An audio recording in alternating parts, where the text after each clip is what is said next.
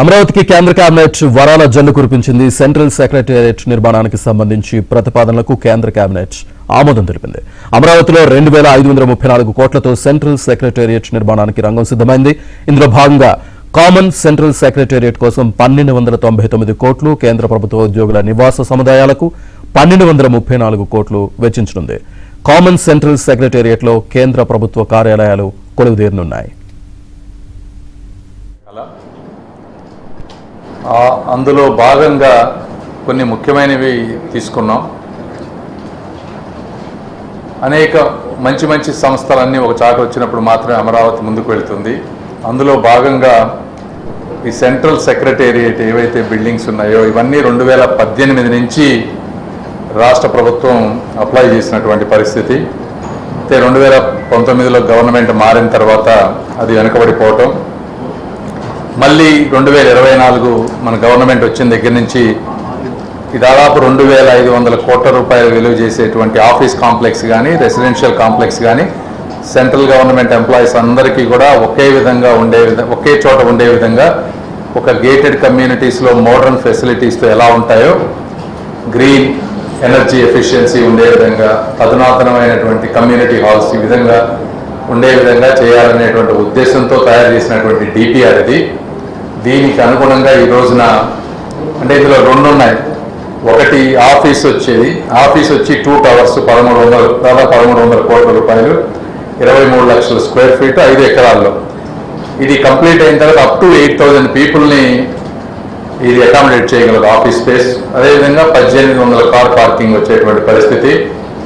రెండోది తీసుకుంటే residential complex 1234 కోట్ల రూపాయలు, 17 ఎకరాల్లో 11 టవర్స్, ఇవి 31 లక్షల స్క్వేర్ ఫీటు, అంటే దాదాపు 1500 type 2 to type 6 residential quarters basement పార్కింగ్తో ఉండే విధంగా అధునాతనంగా. మీరు చూస్తే ఈ డిపిఆర్లు ఇవన్నీ కూడా మేము దగ్గర కూర్చొని డిజైన్స్ ఇవన్నీ చేయించాం.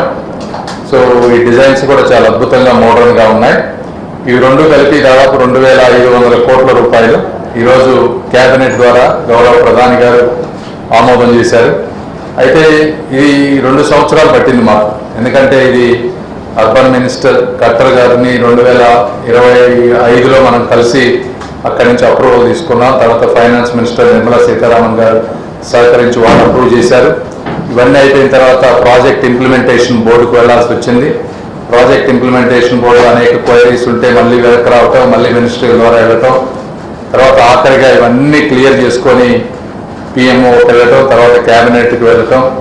క్యాబినెట్కి వెళ్ళిన తర్వాత మా ముఖ్యమంత్రి శ్రీ నారా చంద్రబాబు నాయుడు గారు కూడా దీన్ని పర్స్యూ చేయటం, ఇలా అనేక రకాల వాటితో ఈరోజు సాధ్యమైంది. కాబట్టి ఇది గౌరవ ప్రధానమంత్రి గారికి ఆంధ్రప్రదేశ్ అదేవిధంగా రీజనల్ డెవలప్మెంట్ మీద ఆ ఎన్డీఏ కూటమి ప్రభుత్వంపై ఉన్నటువంటి ఒక నమ్మకానికి నిదర్శనమని తెలియజేసుకుంటూ వారికి మనస్ఫూర్తిగా ధన్యవాదాలు తెలుపుతా ఉన్నాను. అదేవిధంగా మా ప్రభుత్వంలో ఉన్నటువంటి పవన్ కళ్యాణ్ గారికి, నారా లోకేష్ గారికి, అనేక మంది అధికారులు, సిఆర్డీఏ అధికారులకి వీటన్నిటినీ ఫాలోఅప్ చేసినందుకు వారందరికీ గుంటూరు ప్రాంత ప్రజల తరఫున, అమరావతి ప్రాంత ఎంపీగా నేను ధన్యవాదాలు తెలుపుతా ఉన్నాను. వీటితో పాటుగా నిన్న మీరు ఒకసారి చూస్తే బీడీజీ రామ్జీ అంటే దాదాపుగా కొత్త బిల్లులో 95,000 కోట్ల రూపాయలు కేవలం సెంట్రల్ గవర్నమెంట్ ప్రొవిజన్ ఉంటే అందులో 7,700 కోట్లు ఆంధ్రప్రదేశ్కి ప్రొవిజన్ ఇచ్చారు. అంటే ఈ కొత్త బిల్లు ద్వారా 60-40 తీసుకుంటే ఆంధ్రప్రదేశ్ ఒక 5,000 కోట్లు ఇస్తే దాదాపు మనం 12 నుంచి 13,000 కోట్ల రూపాయల వర్క్స్ రూరల్ ఏరియాస్లో జరిగేటువంటి అవకాశం ఉంటుంది. ఆంధ్రప్రదేశ్కి ఉన్న జనాభా 5 కోట్లైనా కూడా 3rd లార్జెస్ట్ ఎలకేషన్ ఆంధ్రప్రదేశ్కి వచ్చింది. దీనికి రకరకాల కారణాలు, ఆంధ్రప్రదేశ్లో ఉన్నటువంటి సామాజిక పరిస్థితులు కానీ ఏదేమైనప్పటికీ ఈ విధంగా అన్ని విధాలు ఎక్కడ అవకాశం ఉంటే అక్కడ లార్జ్ ఎలకేషన్స్ చేసుకుంటూ విభజిత ఆంధ్రప్రదేశ్కి ఎన్ని విధాలుగా చేయగలమో అన్ని విధాలుగా చేస్తున్నామని తెలియజేసుకుంటూ అందరికీ ధన్యవాదాలు తెలుపుతా ఉన్నాను మరొకసారి. Thank you.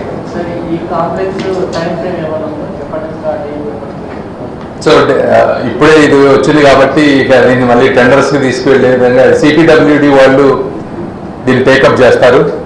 సో ఇప్పటి నుంచి దాన్ని కూడా మేము టెండర్స్ ముందుకు తీసుకు